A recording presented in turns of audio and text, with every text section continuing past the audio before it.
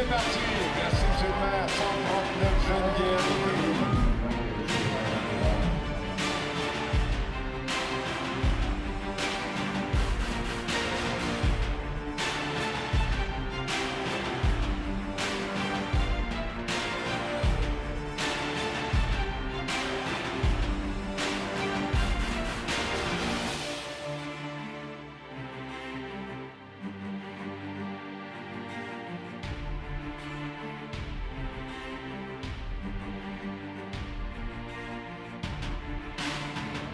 Avec le maillot brun qui est encore à lutter pour la victoire d'étape. Est-ce que c'est d'accord?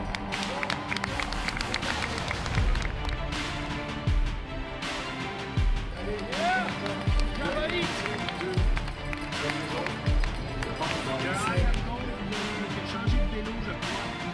applaudir le coureur de la formation Altera Home Road, vainqueur d'étape, Ryan Jaskrabb, qui a fêté son 18e anniversaire.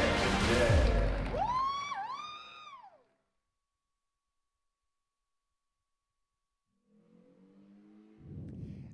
Bien bonjour amateurs de sport cycliste, bienvenue à cette 50e édition du Tour cycliste d'Abitibi. Nous en sommes à l'étape 4. Vous voyez, c'est le départ qui est lancé du côté de Malartic. Aujourd'hui, nous sommes en direct pour la présentation de cette 4e étape. 2,5 km qui seront faits de façon contrôlée. Avec moi du côté de l'analyse, eh bien, toujours mon fidèle collègue cette semaine, qui est avec moi, bien entendu, pour la présentation jusqu'à la fin du tour. On a Louis Barbeau, directeur général de la Fédération des sports cyclistes, qui m'aide à bien comprendre les courses cette semaine. Je commence à m'y connaître un petit peu plus, là. Mais il y a pas mal de choses encore que je découvre avec toi et on va avoir l'occasion aujourd'hui, encore une fois, de bien comprendre, entre autres, ce qui s'est passé ce matin, parce que beaucoup de changements qui s'effectuent avec le contre-la-montre. On aura l'occasion d'en reparler un petit peu. Et également, bien, suivre cette étape qui sera un petit peu plus petite, Louis, cet après-midi. Oui, en fait, on a déjà, il faut pas préciser qu'on avait 2 étapes aujourd'hui. On avait d'abord un contre-la-montre individuel de 14 km disputé plus tôt ce matin du côté de Val-d'Or, ce qui fait qu'en soirée, ce soir, on a cette étape Malartic à Malartic, d'étape de 52,8 km. Donc, c'est une journée moins longue en termes d'étapes par rapport à ce qu'on avait au cours des étapes précédentes. Hier, on rappellera qu'on avait quand même eu une étape de 137 km. Donc, on part encore une fois avec départ contrôlé sur 2,5 km.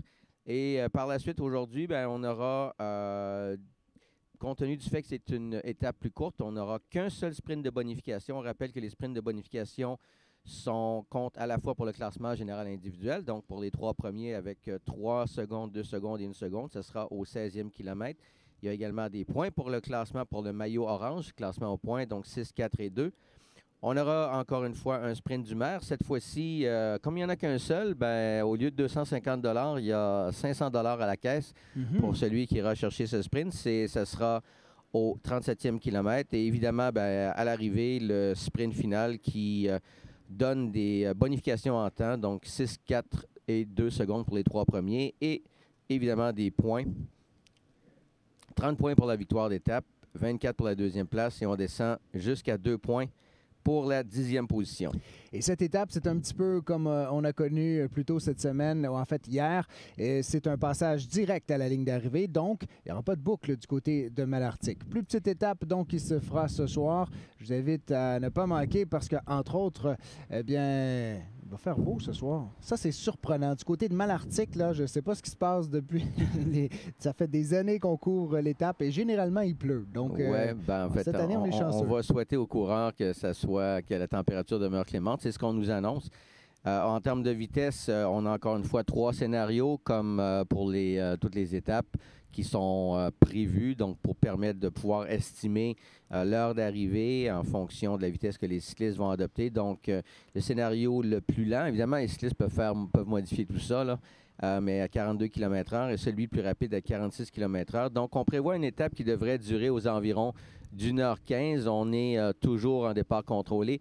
Le cycliste qu'on voit en plein centre de l'écran, le dossard numéro 175, pardon, il s'agit de Kevin Cervantes de la formation Altera Home Loans Cycling Team. C'est le détenteur du maillot à poids, maillot qui est attribué aux cyclistes pour le classement de la montagne. Donc, on sait qu'on a différents sprints pour le classement de la montagne. Ce soir, il n'y a pas de sprint de montagne, ce qui veut donc dire qu'il sera assuré de prendre le départ de l'étape de demain, toujours avec ce maillot. Mais il y aura encore, évidemment, au cours des 3 prochaines étapes, des sprints de montagne où il aura à défendre son maillot. Donc, on voit d'ailleurs les différents porteurs de maillot. Alors, Riley Sheehan, celui qui avait remporté le Tour de l'Abitibi l'année dernière, coureur de la Formation nationale des États-Unis qui porte le dossard numéro 11. Alors, plus tôt aujourd'hui, il a pris le 3e rang dans le contre-la-montre individuel, mais avec le temps cumulé à l'issue des 3 premières étapes, il est maintenant meneur au classement général avec une faible avance, une avance de 5 secondes sur 2 de ses équipiers, en fait, Kendrick Boots et Michael Garrison. Le meilleur Canadien, Ben Catterberg, de la formation Tag Cycling Race Team, occupe la 4e position à 9 secondes. Celui qui porte le maillot maillot orange, donc le maillot pour le meilleur sprinter, c'est le japonais Taisei Ino, dossard numéro 32, qui continue donc de dominer ce classement avec une faible avance, toutefois seulement 2 points d'avance sur Riley Pickrell de l'équipe canadienne. Dont on parlera également un peu plus tard. Michael Garrison qui a remporté le contre-la-montre individuel, qui est le meilleur des jeunes coureurs. On sait que la catégorie junior, c'est une catégorie qui évolue sur 2 ans. Alors, c'est lui qui, au classement général individuel, est le meilleur jeune. Il est 3e au classement général, mais parmi les coureurs de 17 ans, il est le meilleur. Alors, la course qui est maintenant entamée, on vous l'a dit, c'est une épreuve qui est plus petite. On aura l'occasion, Louis, de parler aussi de ce qui s'est passé ce matin et également revenir sur certains événements des courses, des dernières courses aussi. Et puis, on va vous expliquer, bien entendu, avec Riley Sheehan, qui, lui, a réussi, comme on l'a vu, à obtenir le maillot brun. On en avait parlé dès le départ. Hein. C'était quelqu'un à surveiller, évidemment, puisqu'il avait remporté l'année passée. Et jusqu'à maintenant, il s'était fait discret dans la première course.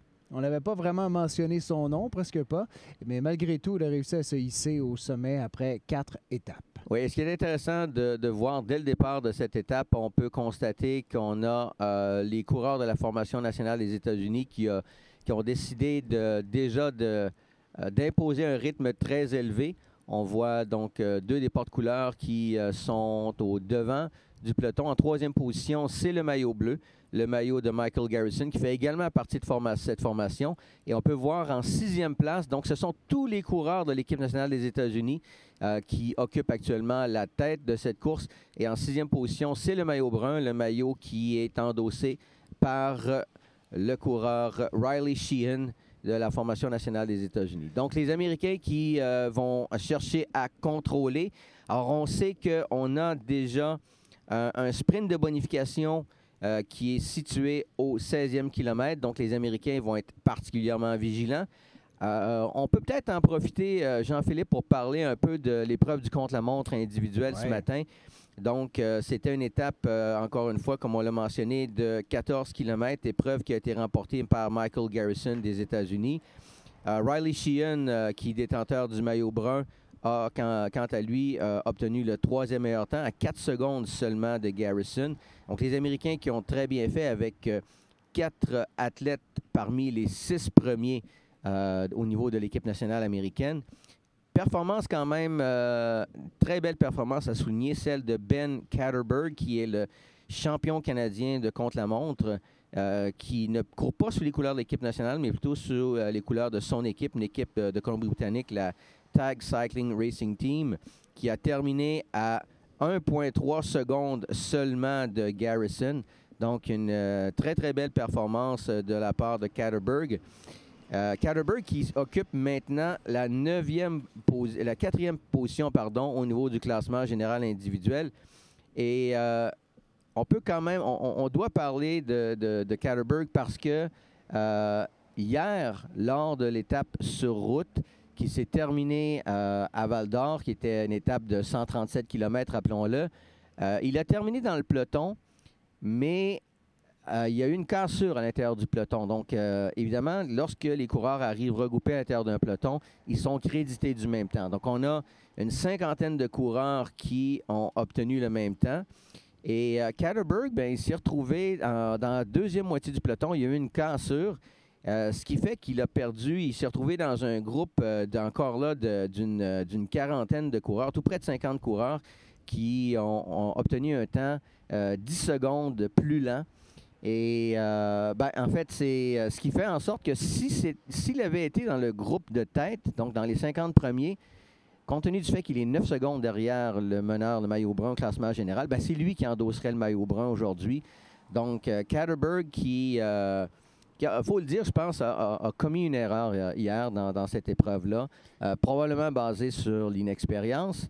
Mais c'est une longue épreuve. On parle de 137 km. Est-ce qu'on ne peut pas manquer parfois d'énergie dans le réservoir rendu à la ligne d'arrivée? Possiblement, mais dans son cas, j'ai plutôt l'impression que il a perdu de vue que il fallait rester davantage aux avant-postes. Et s'il avait été parmi ce groupe de 50 coureurs, ce qu'il aurait dû faire, il aurait été crédité du même temps que le gagnant de l'étape. Et ce soir, il porterait le maillot brun plutôt que Riley Sheehan de l'équipe nationale des États-Unis. Alors, il aurait une avance d'une seconde, mais porter le maillot brun Tour d'Abitibi, c'est quand même quelque chose de prestigieux. Alors, c'est dommage parce que, la possibilité de porter le maillot brun, c'est pas quelque chose qui est donné à beaucoup de coureurs. Et surtout, dans le cas de Katterberg, il faut quand même préciser qu'il est le champion canadien de contre-la-montre. Donc, c'est quelqu'un qui est un spécialiste de ce genre d'épreuve. On sait que le contre-la-montre individuel autour de l'Abitibi est souvent une des étapes qui est déterminante. Il peut y avoir des échappées. Absolument. Il peut y avoir des échappées, évidemment, dans certaines étapes qui peuvent, à ce moment-là, occasionner des écarts importants. Il y a les sprints de bonification. Mais les directeurs sportifs, les entraîneurs des équipes rappellent régulièrement aux athlètes, surtout à ceux qui ont des prétentions au niveau du classement général, qui est excessivement important de sprinter. Même si on sprinte pour la 20e ou 25e place, on doit effectuer le sprint, ne serait-ce que pour s'assurer de rester dans le groupe qui est compact et d'éviter de se retrouver dans une cassure. Et pour Katterberg, malheureusement, cette erreur de sa part, qui est probablement imputable, évidemment, un peu à un manque d'expérience, ça fait en sorte que ce soir, il ne porte pas le maillot brun. Et ça va être difficile d'aller le chercher parce qu'on a une équipe américaine qui est très, très puissante.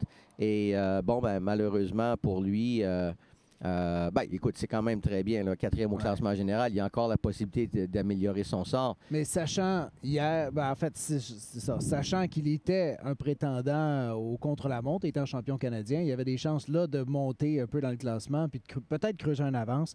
Mais là, il aurait dû pousser un peu plus donc sur les derniers tours. Oui, parce qu'en fait, évidemment, là, on parle peut-être des derniers 2-3 km, d'être bien positionné de façon à pouvoir disputer le sprint. Puis encore une fois, c'est pas nécessairement pour une place d'honneur sur le podium, mais c'est pour ne pas se retrouver, pas être impliqué dans une chute, mais surtout pour ne pas se retrouver pris derrière une cassure, puis à ce moment-là, se voir crédité d'un temps plus lent.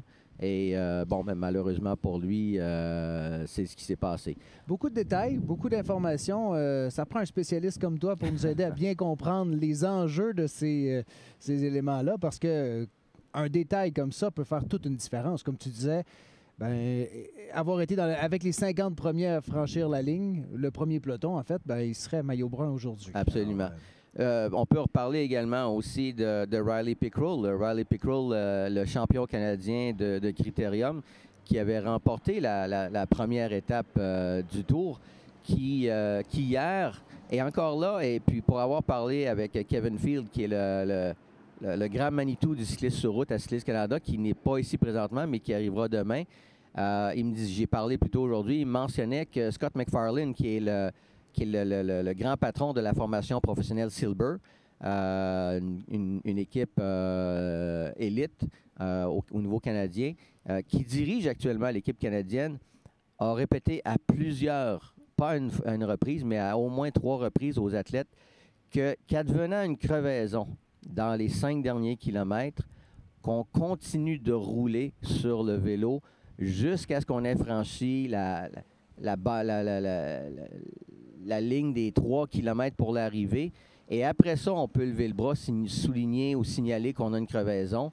Et même si par la suite, on perd du temps en effectuant le changement de roue ou un changement de vélo, ben, on est crédité du même temps. Alors, c'est pas faute de le savoir. Et ce qui était arrivé dans le cas de Riley Pickrell, c'est que hier, malheureusement, il a subi une crevaison à 3,5 km de l'arrivée. Et tout ce qu'il avait à faire, là, c'était de continuer de rouler sur un demi-kilomètre. Sur un demi-kilomètre, rester dans le peloton. Mais il s'est arrêté, alors possiblement, parce qu'évidemment, il était détenteur du maillot brun, possiblement un peu paniqué. Il s'est arrêté sur le côté, changé sa roue avant. Donc, à partir de ce moment-là, bien évidemment, il ne peut pas être crédité du temps du peloton. Et à 3 km de l'arrivée, quand ça roule à fond de train, en plus de ça, on avait une échappée qui était partie. Bien, il n'a jamais été en mesure de revenir au peloton, si bien qu'il est rentré avec une quarantaine de secondes de retard, et ce qui a fait qu'il a perdu également le maillot brun. Alors, évidemment, on parle ici d'erreurs qui sont dues à l'inexpérience, même si les entraîneurs répètent ou peuvent donner des consignes. Souvent, dans le feu de l'action, on oublie ce genre de choses. Et c'est pour ça qu'un événement comme le Tour d'Abitibi, c'est une épreuve qui sert beaucoup au développement des athlètes et à des apprentissages. Puis des fois, bien évidemment, ces apprentissages-là, ils sont un peu crève-cœur, effectivement. Alors, on nous dit que c'est très rapide. On parlait de 60 km/h, si je ne me trompe pas, là, les premiers kilomètres. On a donc probablement un vent d'eau pour monter un rythme aussi rapide, là. Oui, c'est parti très rapidement qu'on a pu le voir. On voit encore là, que la tête du peloton est occupée par les coureurs de l'équipe nationale des États-Unis. Donc, évidemment, on le rappelle, il y a ce premier sprint, en fait, le seul sprint de bonification pour l'étape d'aujourd'hui qui est au 16e kilomètre. Donc, du côté de l'équipe américaine, on va être vigilant. Il y aura certainement plusieurs coureurs qui vont tenter d'aller chercher à la fois les secondes de bonification et les points pour le classement pour le maillot orange. On voit que c'est un terrain qui est un peu plus vallonneux. Peloton encore très bien regroupé. On voit à l'écran actuellement le parcours. Donc, on part de Malartic. On va se diriger en direction de Rivière-Éva pour par la suite revenir sur Malartic au terme des 52 km de course qui devrait prendre fin aux environs de 19h30.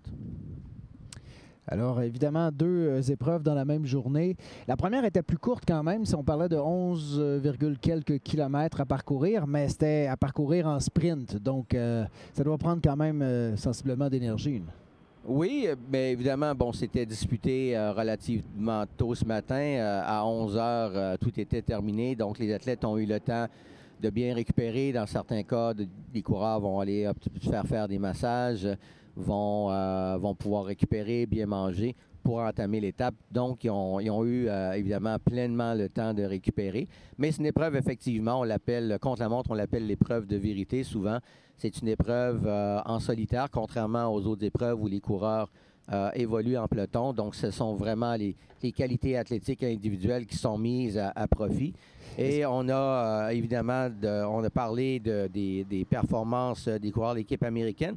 Si on regarde du côté québécois, on a la meilleure performance a été réalisée par Tristan Jussaume, qui évolue sous les couleurs de l'équipe canadienne, qui a pris le 12e rang à 41 secondes du gagnant. On a également Robin Plamondon, un autre coureur québécois qui évolue sous les couleurs de l'équipe du Canada, qui a terminé 19e à 53 secondes. Par la suite, on a Nicolas Bougie de la formation Espoir Élite Primo Vélo, formation de la région de Montréal, qui a pris le 21e rang. Francis Junot de l'équipe du Québec a pris le 22e rang. Fait à noter dans le cas de Francis Junot, c'est qu'il a pris le 22e rang et ça, c'est en dépit d'une chute.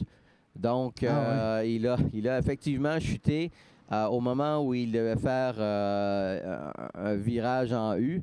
Et ce qui s'est produit, c'est qu'il a rattrapé le coureur qui partait devant lui une minute devant, qui est un coureur de la formation Ottawa Bicycle Club. Et au moment où il a effectué le demi-tour, le coureur de la formation d'Ottawa Bicycle Club est revenu, l'a accroché. Il est tombé et il s'est redressé très rapidement et est revenu sur son vélo. Mais il a probablement perdu autour de 5 à 10 secondes. Wow. Alors, si on enlève ça, il aurait terminé possiblement aux environs de la 14e ou 15e position. Mais c'est quand même une très belle performance de la part de Francis avec une 22e place.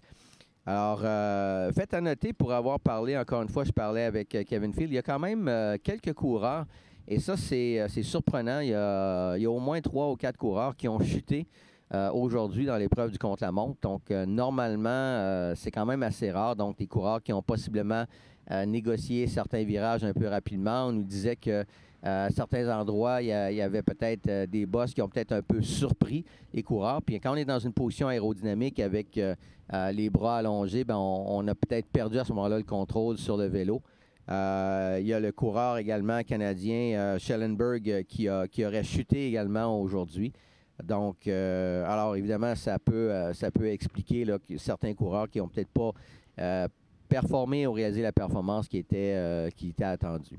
Est-ce que c'est commun qu'on ait, dans ce genre de tour, qu'on ait les 2 étapes la même journée, le contre-la-montre et une autre étape un petit peu plus petite? C'est tout le temps comme ça que ça fonctionne? Généralement, c'est le cas, oui. Au Tour de l'Abitibi, bien évidemment, on a toujours une épreuve de contre-la-montre.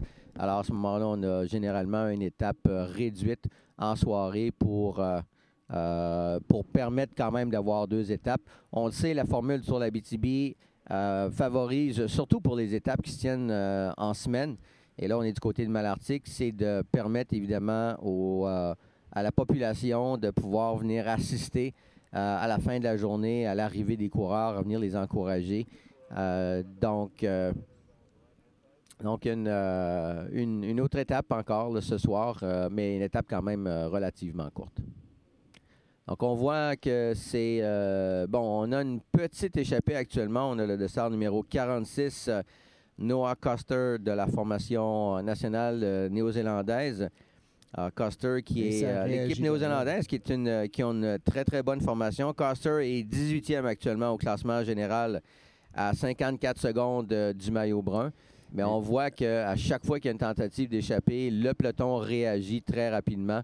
Avec évidemment le travail de l'équipe nationale des États-Unis qui s'assure de ne laisser partir aucun coureur, surtout pas les coureurs qui pourraient peut-être être menaçants au niveau du classement général, parce qu'il faut quand même préciser qu'il y a quand même encore 24 coureurs qui sont à l'intérieur,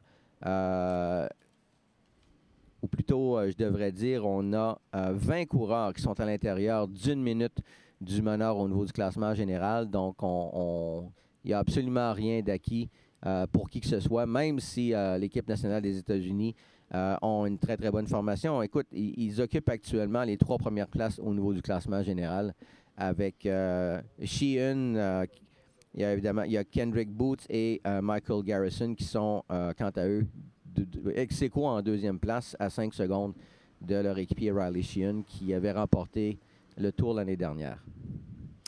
Alors, je pense qu'on va continuer à nommer ces noms de plus en plus souvent, Louis, au cours des prochains jours. Alors, on a eu un passage sur un pont de bois. Délicat quand même en peloton comme ça? Oui, ben en fait, évidemment, les ponts de bois, il y en a quand même beaucoup au Québec. Donc, dans ce cas-ci, on a pu remarquer quand même, en regardant à l'écran, là, que les lattes sont bien rapprochées, qu'il n'y avait pas de fissures. Quand il y a des fissures ou où la condition n'est pas très bonne, à ce moment-là, des fois, on peut installer un tapis. Puis dans certains cas, on peut même rétrécir la largeur pour contraindre les cyclistes à passer un endroit. Mais dans ce cas-ci, la surface était en très bonne condition, donc pas de problème de ce côté. Alors, je crois qu'on a ralenti un petit peu le rythme. On l'a vu tout à l'heure que lorsqu'il y a eu une tentative d'échapper, c'était profilé le peloton et là, on a repris la largeur de la route. Peut-être qu'on a ralenti un petit peu, mais il faut dire qu'on est parti à des vitesses incroyables avec les Américains qui ont décidé de mener le rythme. Et si je ne me trompe pas, là, c'est encore des Américains qui sont au devant. Oui, dans 5 à 6 minutes, là, on devrait arriver à ce sprint de bonification.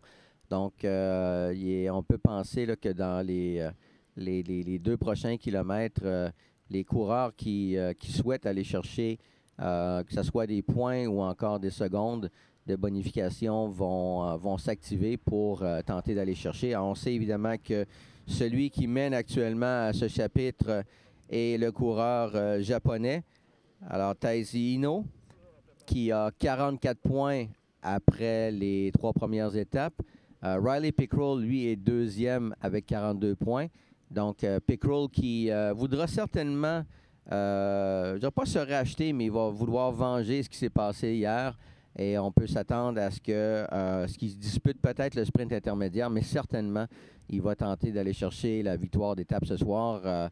Pickrell qui est excessivement rapide au sprint, donc c'est une étape qui est faite sur mesure pour lui. Alors, vous le voyez, vous voyez où sont les cyclistes. Bientôt, on approche du sprint de bonification. C'est du côté de Rivière-Eva. C'est cet endroit qu'on se situe. Il va y avoir 2 tours de cette boucle-là. Donc, on en a la moitié du premier tour de fait. On va refaire un autre tour pour revenir du côté de Malartic et terminer le tout. Donc, une épreuve qui est beaucoup plus rapide. On l'a dit, là, c'est 52,8 km. Et on vous le rappelle encore une fois, ce sera une arrivée directe. Donc, il n'y a pas de boucle du côté de Malartic. Encore là, ça se termine avec un sprint qui va se faire devant l'école secondaire où est placée la ligne d'arrivée. C'est comme ça depuis plusieurs années quand même du côté de Malartic, hein? Oui, en fait, Malartic est devenu au fil des années là, un rendez-vous annuel. C'est la formule du jeudi, avec le contre-la-montre et le Malartic qui termine toujours pas mal cette journée-là. Oui, on a déjà eu des orages ou des averses assez importantes dans le passé lors de cette étape-là, mais cette année, on a une température qui est beaucoup plus clémente, qui est vraiment idéale. Ben oui, parce que je me souviens moins des fois qu'on n'a pas eu. Moi, il me semble qu'à chaque année, c'est toujours des pluies torrentielles de ce côté-là. Mais là, on a eu droit à ça lundi. Oui, puis pour avoir été, je pense, il y a peut-être 6 ou 7 ans, j'étais à ce moment-là sur une des motos et on s'était fait arroser copieusement. Alors, je vais vous parler un petit peu des prochains jours, ce qui s'en vient. Il va y avoir encore de l'action, bien entendu. Là, c'est tranquille. Nous, on se trouve du côté de Val-d'Or. La ligne d'arrivée ici régulière pour le tour, c'est plutôt tranquille. Évidemment, c'est demain que ça va se passer où on sera de retour. Départ qui va se faire du côté d'Amos demain.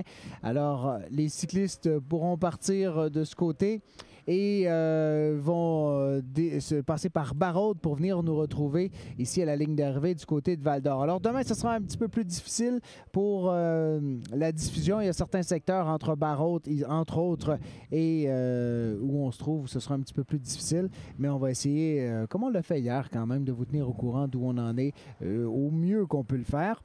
Et par la suite, samedi, ce sera une grosse journée parce que si vous voulez voir le Tour de la Relève le matin, ça va se dérouler entre 8h30 et midi. Vous pourrez suivre les athlètes, les futurs athlètes, peut-être les futurs coureurs du Tour cycliste d'Abitibi qui seront en action. Et en après-midi, là, ce sera en ville que ça va se passer et il va y avoir 10 tours à faire pour les cyclistes en ville, circuit urbain. Et on termine le tout avec la 7e étape et dernière, bien entendu, de ce 50e édition du Tour cycliste. C'est Santerre-Val-d'Or. Alors, ce sera notre dernière étape à parcourir par les cyclistes et c'est à ce moment que nous allons voir si les Américains seront encore en tête parce que c'est ce qui se passe aujourd'hui. Ils semblent avoir décidé de prendre le contrôle de cette étape. En fait, c'est ce qu'ils ont fait ce matin, mais on va voir ce qui va se passer aussi pour cet après-midi. Départ canon pour l'équipe américaine. On va pouvoir vous décrire ça dans les prochaines minutes.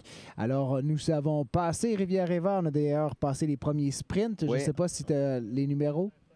Oui, on vient d'avoir le résultat de ce sprint intermédiaire. Alors, c'est Riley Pickrell de l'équipe nationale canadienne qui est allé chercher le sprint de bonification. Donc, Pickrell qui avait remporté la première étape qu'on l'a mentionné précédemment. Donc, il récolte 3 points. Le Japonais qui est détenteur du maillot orange actuellement a pris la 2e place, donc récolte 2 points. Et celui qui est allé chercher le 3e point, il occupait déjà actuellement la 3e position au niveau du classement au point.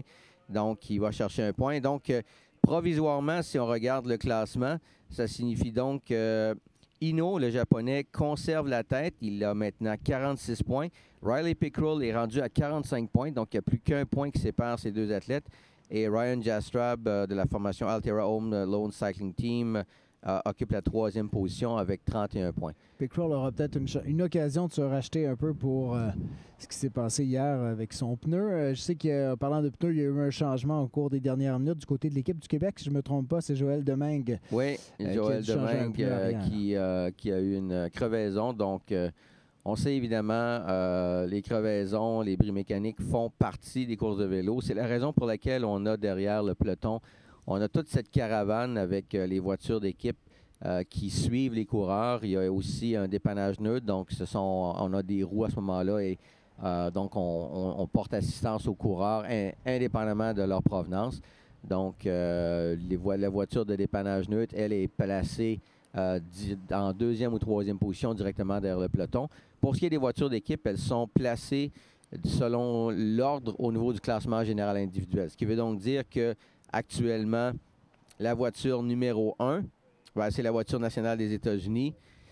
La voiture numéro 2, c'est la voiture de Tag Cycling Race Team.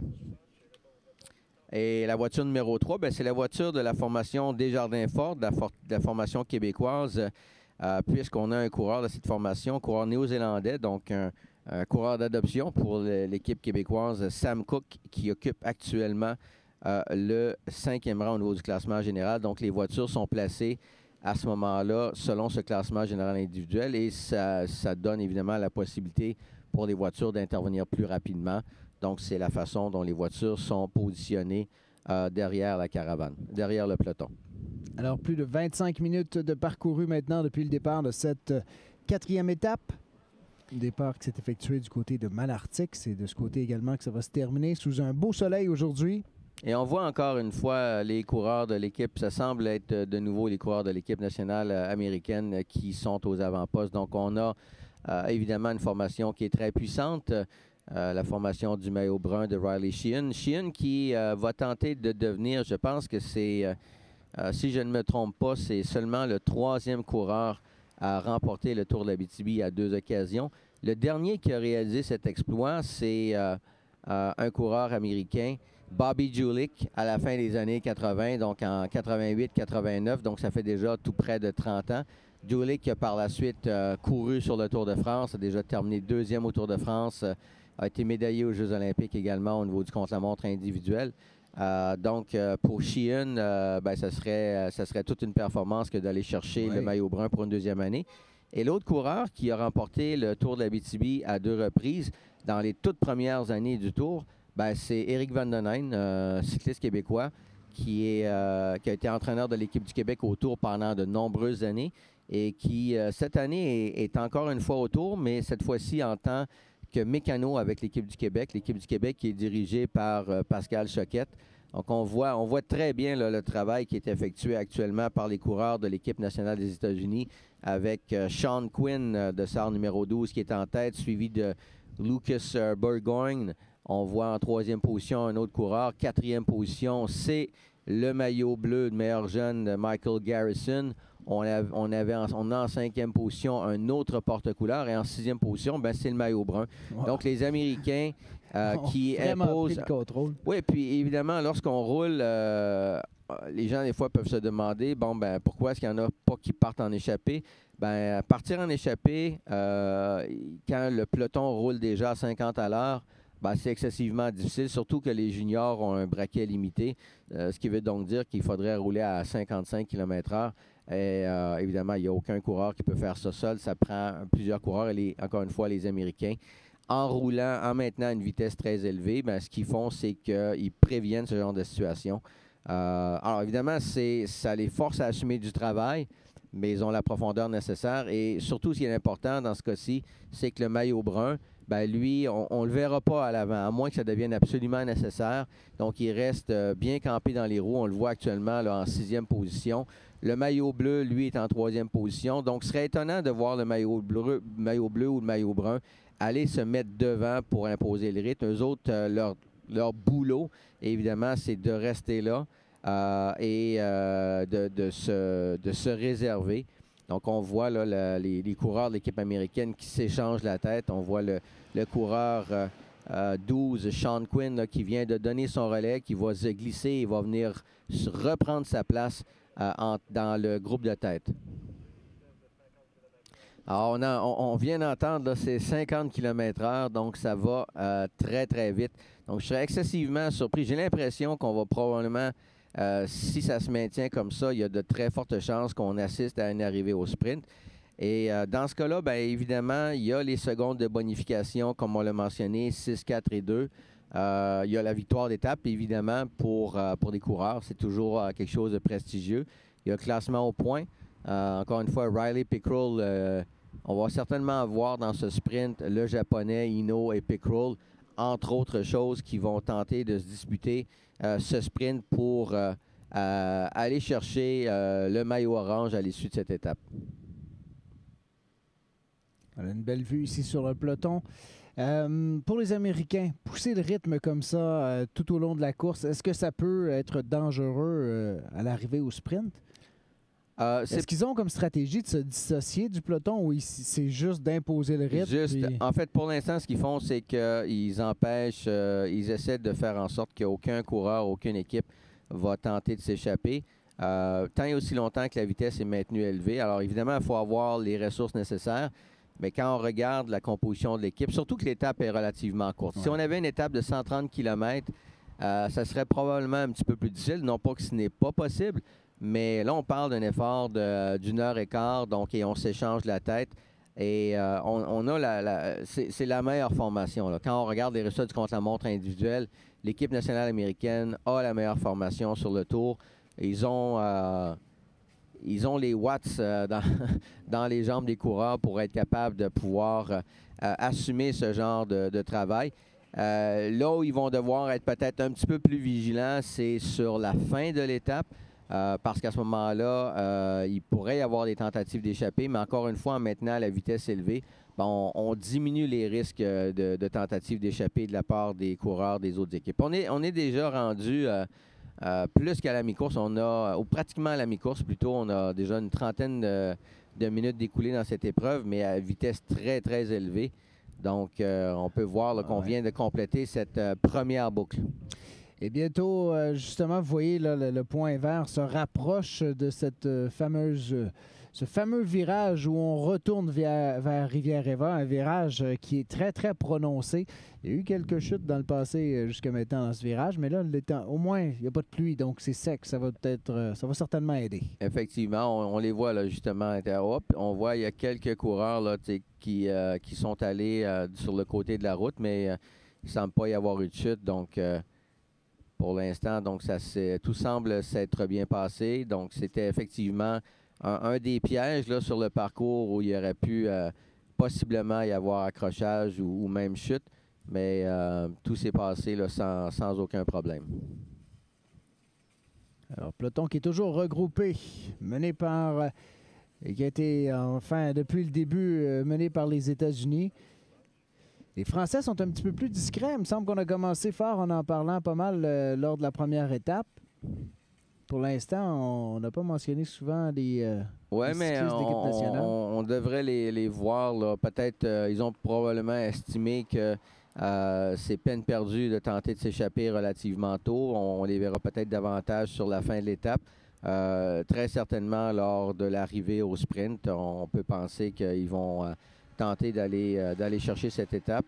Donc, on a entendu également sur Radio Tour, là, il y a un coureur thaïlandais qui avait eu un problème mécanique de 156, Akrit Nomai, qui est de retour également dans le peloton. Donc, on n'a pas eu de confirmation dans le cas de Joël Domingue, qui avait eu un problème mécanique un peu plus tôt, le coureur de l'équipe du Québec de 185, mais j'ai bien l'impression, à moins que le problème était majeur, qu'il est parvenu à réintégrer le peloton. Donc, encore une fois, toujours même stratégie du côté américain avec les coureurs de l'équipe nationale qui continuent d'imposer un rythme très élevé. Et dans une situation comme ça, là, il est évident que le peloton, on le voit d'ailleurs, qui accélère, ne veut pas laisser aller les Américains, parce que là, ce serait la fin de laisser une échappée seulement d'Américains, mais en quelque part, ça fait quand même l'affaire de rester derrière ce groupe-là, parce qu'on les laisse travailler plus fort pour mener le peloton. C'est sûr que le fait de détenir le maillot brun, ça ajoute au niveau de la responsabilité, parce que le maillot brun, on veut le protéger. On a parlé plutôt de Ben Catterberg qui aurait pu se retrouver en brun, n'eût été là, du fait qu'il a perdu 10 secondes hier. Si ça avait été le cas, en fait, ça aurait été à ce moment-là les coureurs de la formation de Caterberg, formation de la Colombie-Britannique, Tag Cycling Race Team, qu'on aurait vu à l'avant assumer le rythme. Alors évidemment, c'est une responsabilité additionnelle. Il faut avoir les coureurs qui ont la puissance nécessaire pour effectuer le travail. Mais dans le cas de l'équipe américaine, évidemment, ça ne pose aucun problème. Ils ont suffisamment de profondeur pour pouvoir maintenir le rythme. Mais comme tu le disais, c'est une course qui est un petit peu plus courte aujourd'hui, avec un total de 50... c'est quoi? On est à 52 km? 52,8. Alors, c'est toujours peloton regroupé. On a ralenti un tout petit peu l'allure. Ou en tout cas, le moins, ce qu'on semble observer, c'est que les coureurs, évidemment, derrière, n'ont pas de difficulté à suivre le rythme, mais le rythme demeure quand même élevé. On peut voir là, avec cet angle, la caméra, on voit que la vitesse est très élevée, mais on voit là, que derrière, évidemment, avec l'effet d'aspiration, il y a une économie d'énergie qui est quand même assez importante. On voit le maillot bleu, donc Garrison qui vient faire un petit tour devant, donc qui contribue à l'effort de son équipe. On n'a pas vu le maillot brun, mais du côté de Garrison, évidemment, la priorité pour l'équipe américaine, c'est de défendre le maillot brun. Si on est en mesure d'aller chercher également le maillot bleu, tant mieux, mais ce n'est pas la priorité. Donc, si on devait, à un moment ou un autre, sacrifier le maillot bleu, le maillot du meilleur jeune, pour assurer la victoire ou aller chercher le maillot brun, on n'hésiterait pas à le faire. Mais du côté de l'équipe américaine, encore une fois, avec la profondeur qu'ils ont, il n'est pas exclu du tout qu'ils puissent peut-être même conserver ces deux maillots jusqu'à la toute fin. Mais on a encore trois bonnes étapes à venir. Et lors des prochaines étapes, on aura des courses en circuit aussi, des étapes beaucoup plus longues. Et on l'a vu au fil des années, le maillot brun être perdu dans la dernière étape, c'est arrivé à plus d'une reprise. Alors, nous sommes dans le secteur du lac Malartic. On l'a vu au départ, au cours des dernières minutes. Lorsqu'on était dans ce secteur-là, un signal un petit peu plus difficile. On va les retrouver probablement du côté de Rivière-Éva. On aura l'occasion de les voir un petit peu d'ici là, mais réseau qui est un petit peu moins présent de ce côté. Mais on a quand même une idée de ce qui se passe et on le voit là actuellement, le peloton qui est encore regroupé. Oui, et en fait, le peloton qui est très, très compact, la vitesse est élevée, donc il n'y a pas de difficulté majeure dans ce parcours. On voit des petits vallons, mais il n'y a aucune difficulté importante là, qui pourrait faire en sorte que des coureurs aient de la difficulté à soutenir le rythme. Donc, vitesse élevée, étape relativement courte. Donc, on voit, c'est le maillot bleu de Garrison, Michael Garrison, qui, pour l'instant, se trouve en tête du peloton. Et là, un petit changement de garde en tête du peloton. Évidemment, les coureurs américains ne sont pas très loin. Donc, on voit maintenant un coureur de la formation néo-zélandaise.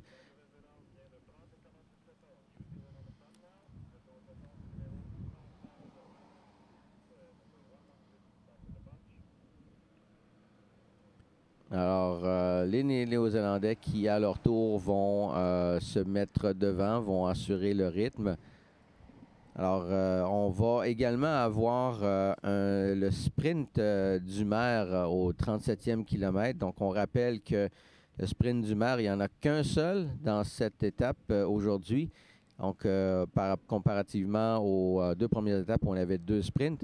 Et au lieu d'avoir une prime de 250 $ pour le gagnant, ça sera 500 $ que le coureur qui franchira le premier sprint du maire empochera. Donc, on voit également, donc en troisième roue, c'est coureur de l'équipe nationale canadienne. On peut voir là qu'il y a des coureurs qui ont touché le sol. On voit d'ailleurs le coureur de l'équipe canadienne qui, sur l'avant-bras, semble avoir un pansement. Donc, on sait qu'il y a plusieurs coureurs qui ont touché le sol, qui ont été victimes de chute, mais sans gravité, qui ont été en mesure de reprendre la course. As-tu la liste de le nombre de cyclistes qui ont repris le départ aujourd'hui? On a parti le tout à 145 pour la première étape. Oui, en fait, il y a 136 coureurs qui ont complété le contre-la-montre individuel ce matin. Donc, probablement que tous ces coureurs ont pris le départ.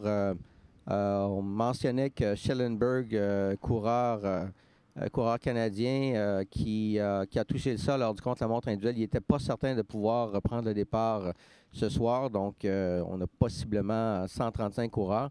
Donc, c'est encore très bon, évidemment, pour les 10 coureurs qui ont été contraints à l'abandon, soit à la suite de chutes.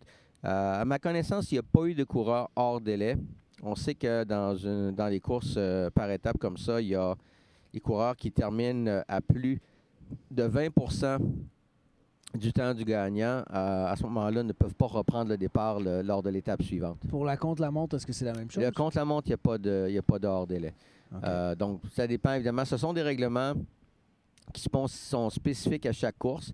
Dans certaines courses, le hors-délai peut être à 10 à 5 Donc, ce qu'on va faire, c'est qu'on évalue évidemment le degré de difficulté. L'objectif n'est pas d'écarter des coureurs, mais c'est de s'assurer qu'il y a quand même un minimum de compétitivité. On ne veut pas non plus, évidemment, permettre à des coureurs de terminer 1 heure derrière et simplement en ralliant la ligne d'arrivée, en pédalant lentement. Donc, on doit quand même continuer de maintenir un rythme élevé. Donc, sur une étape de 1 heure et quart comme ça, donc ça veut dire environ 75 minutes. Si ça prend 1 heure et quart, donc à ce moment-là, il y aurait un 15 minutes de hors-délai. Ça veut dire qu'un coureur ne pourrait pas terminer à plus de 15 minutes du temps du gagnant.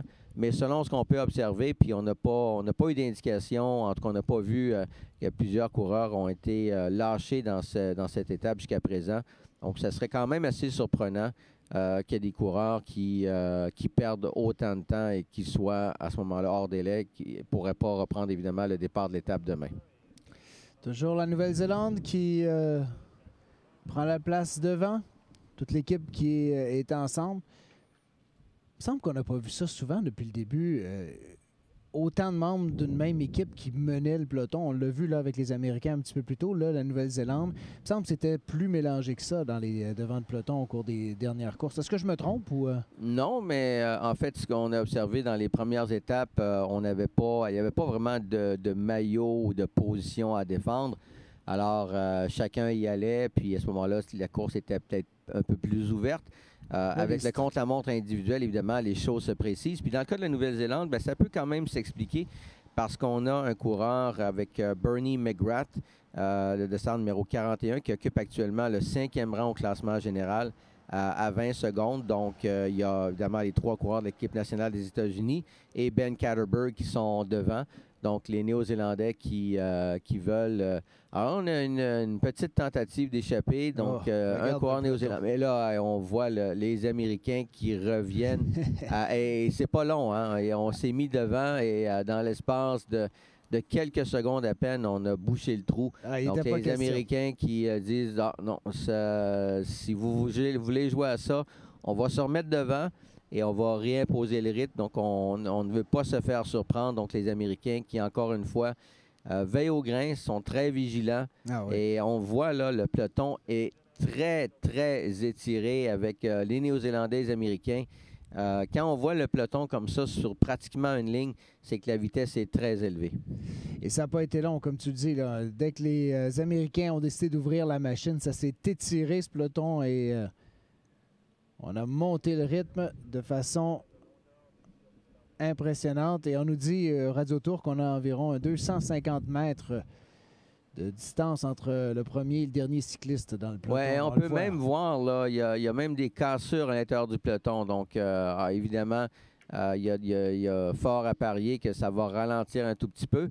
Mais quand la vitesse est très élevée comme ça, ce qui se produit, surtout quand on est étiré, on est sur une seule ligne, quand il y a un coureur qui a un petit peu de difficulté, il peut se créer un écart assez rapidement. Donc, ça revient aussi à mentionner ce qu'on a mentionné pour l'arrivée d'étape hier, mais c'est également vrai lors des étapes. Surtout lorsqu'on arrive dans des étapes, ce n'est pas nécessairement le cas aujourd'hui où est-ce qu'il y a un vent latéral. Les coureurs, les leaders des formations ne doivent pas être derrière parce que s'il y a moindrement de cassure, à ce moment-là, on peut perdre le contact avec le peloton. Et donc, à ce moment-là, ça devient un peu problématique. Est-ce que c'est propice, une course comme aujourd'hui, qui est plus courte, à ce qu'il y ait des échappées? Ou c'est plus au contraire parce que justement, on manque de temps, il y aura plus ou moins de chances d'avoir des échappées? C'est quoi une stratégie d'équipe pour entamer une course comme ça? Ben, en fait, évidemment, chacune des équipes va avoir sa propre stratégie. Les Américains, évidemment, défendent le maillot. Dans le cas des Japonais, ben, on l'a vu pour eux autres, ils sont un petit peu plus loin au niveau du classement général. Le meilleur, c'est Ino, qui occupe actuellement la 14e place. En fait, il est même... non, il est en 8e position, à 36 secondes. Mais ce n'est pas un spécialiste du contre-la-montre, donc il a terminé au 14e rang plutôt aujourd'hui. Alors, eux autres, c'est vraiment le maillot orange qu'ils visent. Dans le cas de l'équipe canadienne, on a évidemment Pickrell qui peut tenter d'aller chercher le maillot orange. On a des coureurs qui sont là davantage pour le classement général, avec notamment Robin Plamondon ou Tristan Jussaume, qui ont réalisé un bon contre-la-montre, qui sont quand même assez bien placés au classement général. Donc, aujourd'hui, l'étape est peut-être pas propice, bon, justement en raison de la courte distance. Le parcours n'est pas particulièrement exigeant et la vitesse est très élevée par les Américains. Donc, tout ça fait en sorte que ça va être excessivement difficile pour quiconque de pouvoir partir en échappée. Donc, on avait le sprint de bonification où il y a quelques athlètes qui sont allés chercher des secondes. On aura évidemment le sprint à l'arrivée finale. Mais il serait quand même assez surprenant qu'il y ait une échappée qui parvienne à distancer le peloton d'ici la fin de l'étape. Nous avons une vidéo pour vous qui montre quelques-uns des paysages qu'on retrouve en Abitibi, entre autres des paysages du lac Malartic. On pourrait peut-être regarder ça, puis ça vous donnerait une occasion de voir ce que les cyclistes voient. Peut-être pas avec le même angle, puisque c'est des images aériennes, mais ça vous donne quand même une bonne idée de ce qu'on retrouve. On vous laisse regarder ces quelques images parce qu'on est dans un secteur qui est un petit peu moins bien couvert via les ondes cellulaires. Et on vous revient par la suite pour terminer cette description de course parce que là, on se dirige tranquillement vers Malartic et ça va donc se terminer probablement en sprint.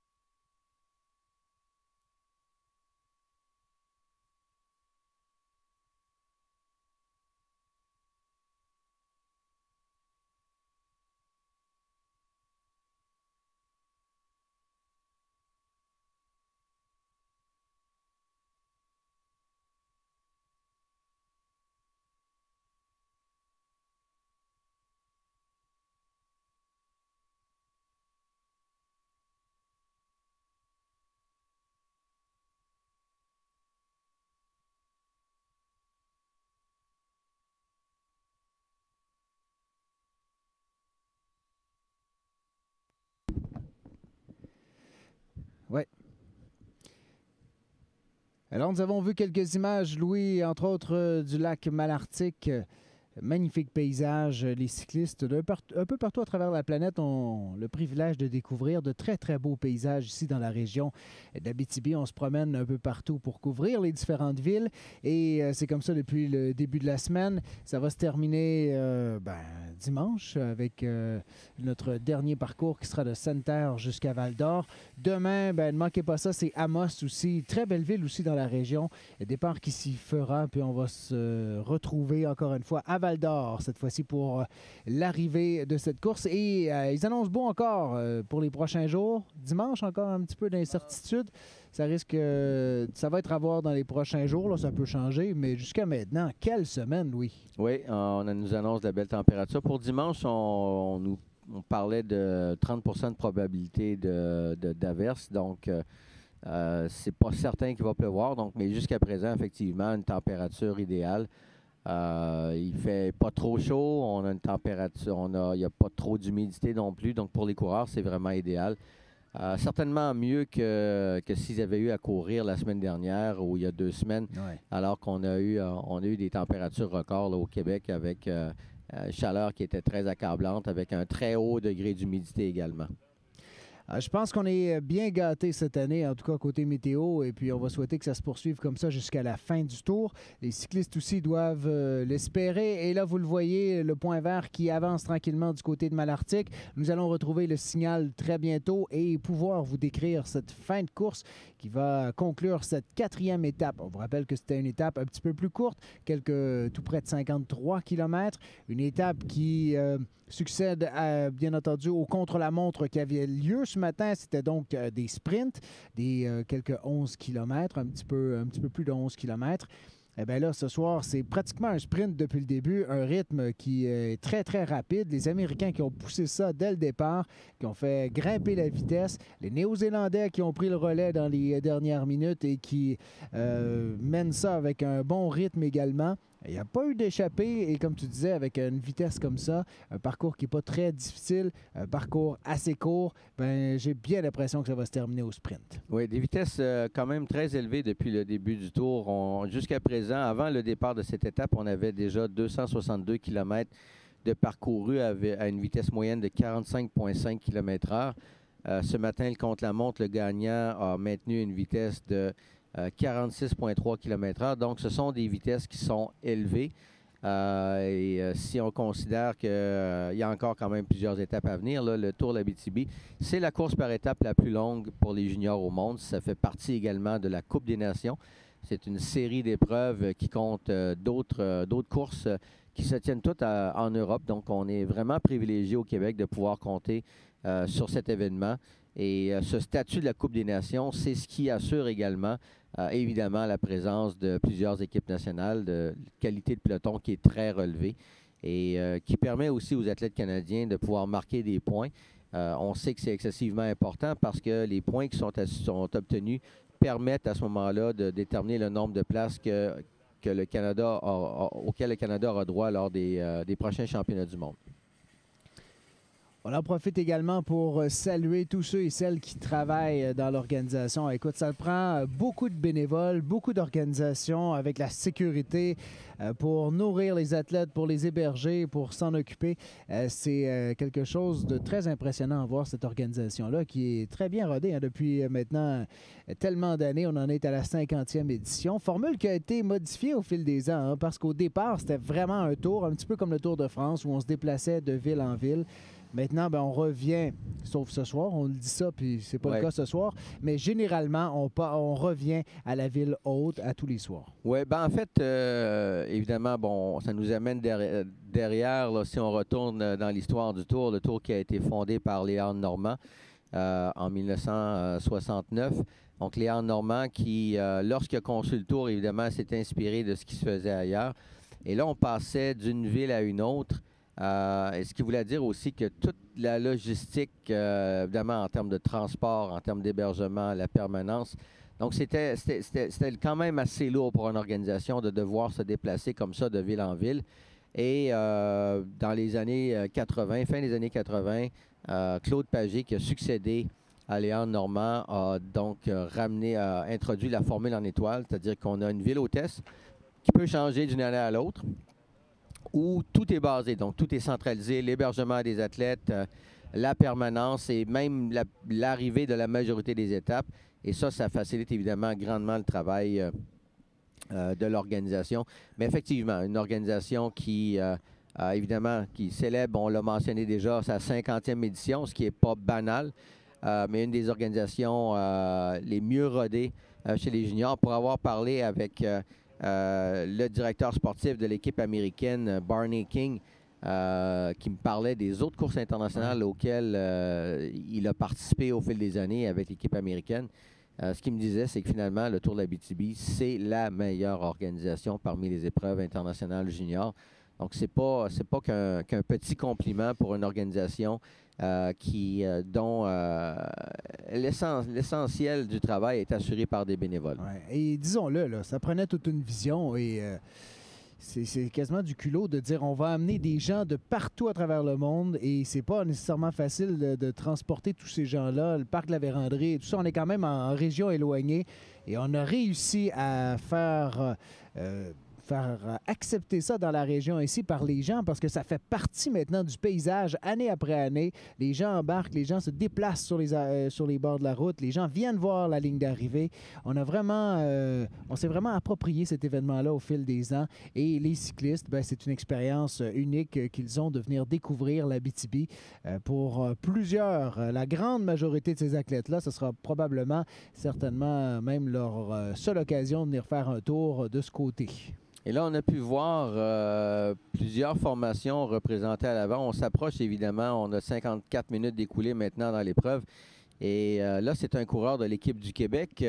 Alors, il s'agit de Simon Dubuc. Non, pas Simon Dubuc, mais plutôt de Francis Junot. Francis Junot de l'équipe du Québec qui assure le rythme en tête de course. Donc, on a des représentants de l'équipe du Québec, évidemment l'équipe nationale des États-Unis. On peut voir également plusieurs maillots de l'Unifolier, l'équipe nationale canadienne, qui sont également devant. Donc, on commence déjà à préparer, à penser à l'arrivée d'étape. Donc, au sprint, on a également un coureur du Japon ici qui est devant, le 231, qui est Kei Onodera. Donc, on va vouloir évidemment tenter d'aller chercher la victoire d'étape. Et là, ça roule à fond de train. Gianni Lamperti de l'équipe des États-Unis avec Lucas Bourgogne qui assure un rythme très élevé. On est probablement à tout près de 60 km/h dans cette section. On était en léger faux plat descendant et là, ça va remonter un peu. Mais la vitesse demeure très, très élevée. Je suis curieux de voir quelle sera la vitesse moyenne. On a parlé au début de l'étape qu'on avait 3 scénarios à 42, 44, 46. Et je ne serais pas surpris qu'on soit à 46, peut-être même au-delà. La façon dont la course a été menée là, depuis le début de la journée. C'est arrivé cette semaine où on était plus rapide que le plus rapide des scénarios. Oui, mais en fait, dans le premier cas, évidemment, c'était une course en ligne avec... et on avait un vent favorable. Donc, le point de départ, le point d'arrivée n'était pas le même, mais effectivement, on a maintenu une vitesse tout près de 47 km/h dans cette première étape. Aujourd'hui, c'est une course avec le même point de départ et d'arrivée. Donc, s'il y a des sections, on a un vent favorable. À d'autres, on a le vent qui est défavorable. Ouais. Mais avec la vitesse très élevée que les Américains ont maintenue depuis le début, avec maintenant plus que 9 km à faire, on voit maintenant c'est... Lamperti de la formation américaine. On voit plusieurs Japonais également qui sont devant. Donc, on commence très certainement. On voit plusieurs coureurs de l'équipe canadienne. Donc, Ryan Pickrell, qu'on peut voir, je pense qu'on peut le voir, là, qui est 3e coureur de l'équipe canadienne. Donc, lui, il peut compter sur 2 de ses équipiers qui sont là pour tenter de l'amener. Il y a Robin Plamondon, là, qu'on peut voir sur la droite de l'écran, qui est également là pour... tenter d'amener Pickrell au sprint pour peut-être aller chercher cette victoire d'étape et permettre à Pickrell d'aller rechercher le maillot orange. Mais il aura fort à faire parce que le Japonais Ino ne voudra certainement pas laisser aller le maillot comme ça. Alors, on entame le dernier droit en direction de Malartic, maintenant que la boucle est passée. Et celui qui est devant maintenant pour l'équipe canadienne, c'est Carson Miles, un coureur de la région d'Ottawa. On peut voir là Miles qui a chuté également au contre-la-montre aujourd'hui. Donc, décidément, il y en a plusieurs. On voit là, le pansement au coude et au genou. Donc, fait partie de ces coureurs qui, malheureusement, ont chuté, mais qui semblent quand même être bien rétablis parce que il semble très, très bien, très à l'aise. On voit l'équipe japonaise, là, on a 3 coureurs. Donc, le maillot orange ne doit pas être très, très loin parce que c'est un coureur japonais qui porte ce maillot de meilleur sprinter pour l'instant. 58 minutes de parcouru jusqu'à maintenant.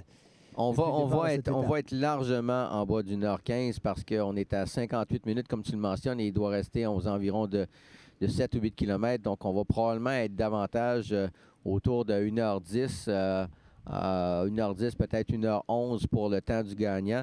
Et selon le scénario le plus rapide, le plus optimiste, on a une étape qui serait déroulée en 1h12. Donc, ça, c'est à 46 km/h. Donc, on pourrait même être aux environs de 47 km/h pour l'étape. Alors demain, ce sera une course de près de 100 km, 99,8. Il y aura des tours en ville pour ceux et celles qui sont de la région, 3 fois 3,2 km. Départ neutralisé, on en parlait, 11 km de départ neutralisé demain. Je ne sais pas pourquoi il doit y avoir un obstacle ou quelque chose comme ça pour reporter ça si loin que ça. Alors, la France, on en parlait tout à l'heure. Les Français qui se sont mis à l'action, donc Nicolas Hamon qui a bien fait dans l'épreuve de contre-la-montre, a obtenu le 10e rang. Hamon qui occupe au niveau du classement général, je ne le vois pas dans le classement général, mais il semble être quand même assez loin. Mais une belle attaque de la part du coureur français. Donc, avec maintenant moins de 5 km à faire, ça va être très difficile de pouvoir aller chercher la victoire d'étape. Donc, Hamon qui donne le maximum. Donc, évidemment, ça force les coureurs du peloton à tenter de revenir. Et encore une fois, là, je pense que ça semble être de nouveau les coureurs de l'équipe nationale américaine qui ont décidé de reprendre les choses en main et le coureur français a été absorbé. Donc oui, pour revenir, effectivement, 11 km de départ contrôlé, c'est quand même, c'est assez inusité. Généralement, alors, pour quelle raison? Normalement, on garde cette portion contrôlée pour sortir de la ville. Donc, je ne sais pas exactement qu'est-ce qui explique ça. On vient de confirmer ce dont on parlait, Jean-Philippe, vitesse moyenne depuis le début de la course de 48 km/h. On est donc au-delà, il y a, comme tu disais, 3 scénarios pour se fier approximativement aux heures d'arrivée et tout ça, et on dépasse donc le plus rapide des 3. Oui, c'est une vitesse, évidemment, puis ça, c'est en très grande partie attribuable au rythme élevé que les Américains ont imposé. Donc, on a un peu plus d'1 heure maintenant d'effectuer. Il reste plus que 4 km. Donc, il semble à peu près certain maintenant qu'on va avoir une arrivée au sprint à Malartic. Donc, un peloton, encore une fois, très compact. Une course qui est partie sur les chapeaux de roue et ça n'a jamais ralenti. On a eu des pointes, mais même à plus de 60 km/h. Donc, vitesse excessivement élevée pour les coureurs aujourd'hui. Il n'y a pas eu de chute non plus majeure aujourd'hui. Il y avait toujours le virage très prononcé dans la boucle où il y a eu quelques chutes dans le passé. C'est toujours ça qui était à surveiller. Pour l'instant, ça se passe très bien. Certainement quelques bris mécaniques, là, mais on s'en tire bien avec du côté des chutes. Donc, on voit le peloton qui occupe toute la largeur de la route. Donc, on commence à tenter de positionner les sprinteurs. Donc, normalement, et là, ici, ça semble être des coureurs de l'équipe, c'est l'équipe française, donc, qui a pris les choses en main. Donc, les Français avec 3 km à faire qui ont 3 coureurs. Donc, on les avait vus plutôt tranquilles dans l'étape d'aujourd'hui, même dans l'étape d'hier, si on compare à la toute première étape, ils avaient été très actifs. Donc, les Français qui vont certainement tenter d'aller chercher une victoire d'étape. Les Américains ne doivent pas être très, très loin, là.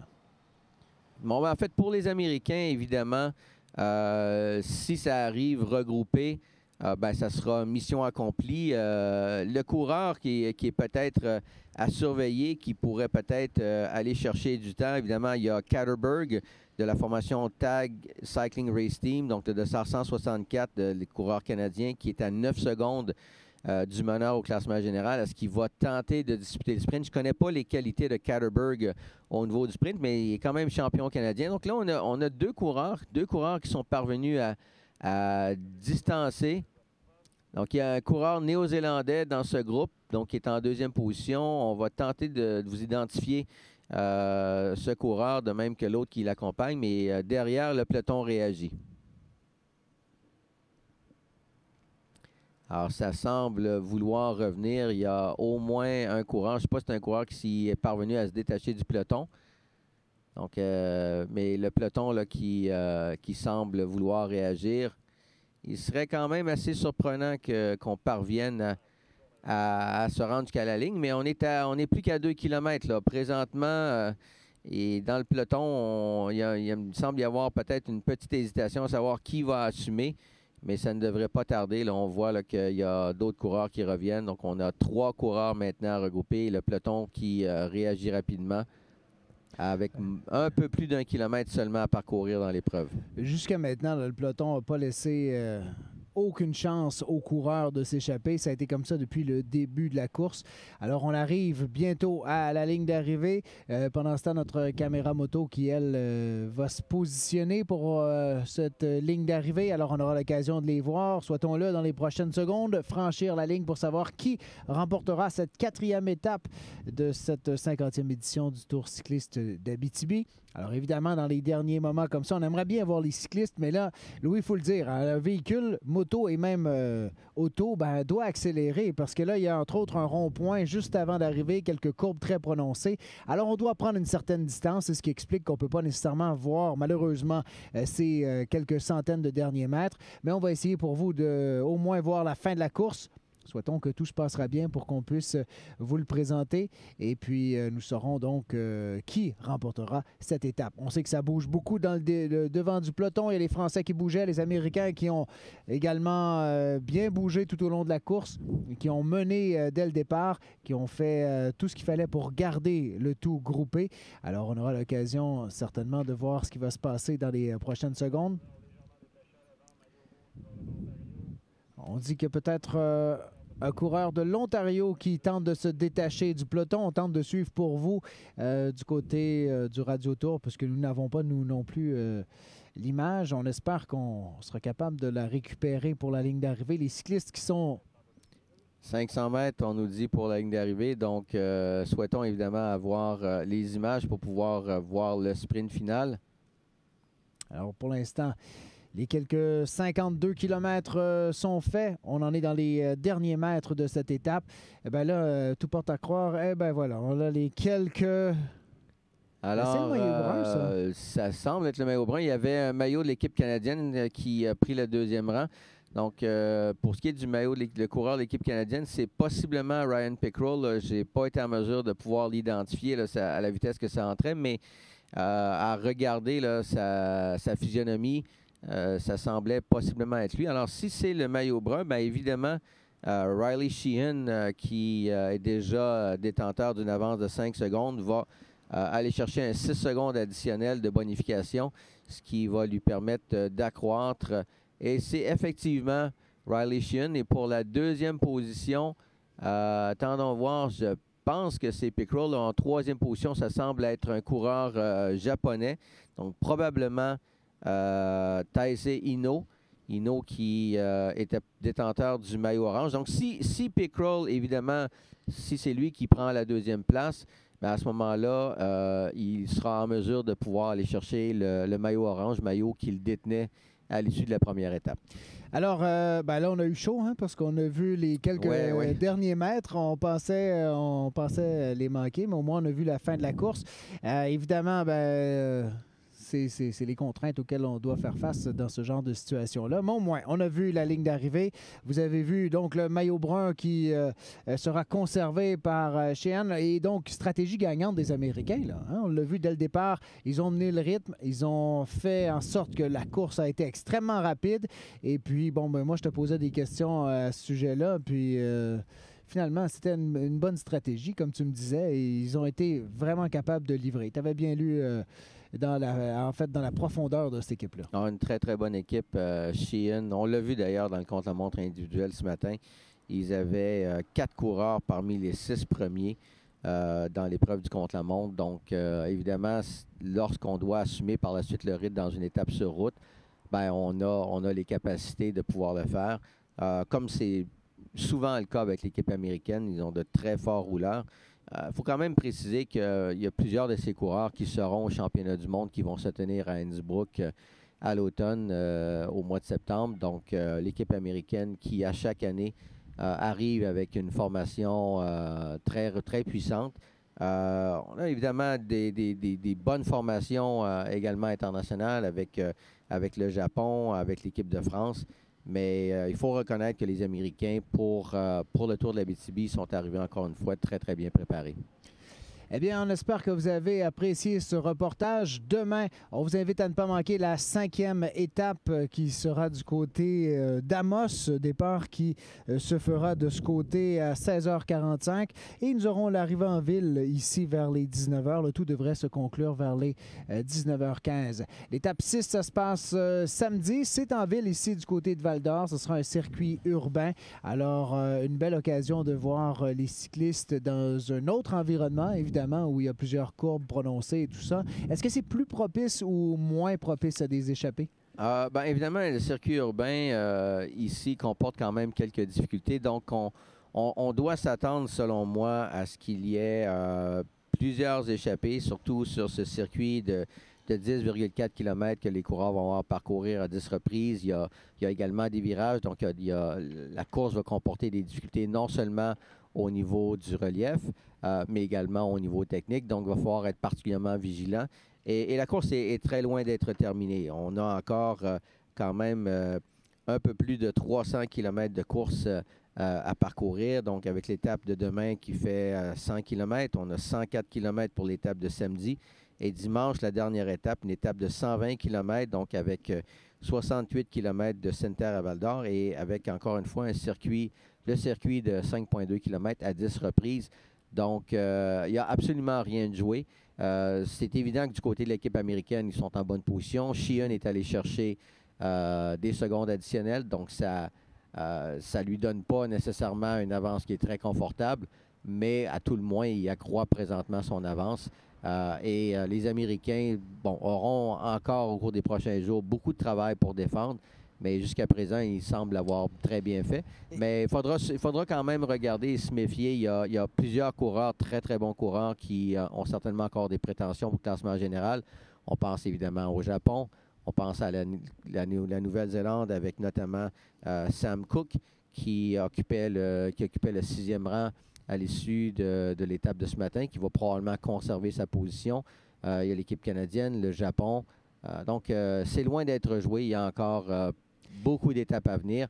Et l'équipe du Québec, pour l'instant, qui a été quand même plutôt discrète. On les a vus à quelques occasions, mais je suis persuadé qu'on va les voir également au cours des prochaines étapes. Il reste donc beaucoup de kilomètres à parcourir, beaucoup de stratégies également, parce que, et Louis, c'est toujours un plaisir d'être avec toi parce qu'on en apprend à chaque fois. Dès le départ, la première course, on en parlait, je t'en parlais, les Américains, on les voyait presque pas. Tu m'as dit, sois patient, on va les retrouver plus tard. C'est probablement, ça fait partie de la stratégie et voilà qu'ils sont en tête comme ça et c'est reparti. Donc, on va suivre ça. Bien intéressant. Louis Barbeau, directeur général de la Fédération des sports cyclistes. Merci encore pour cette présentation de la 4e étape. On vous retrouve donc demain.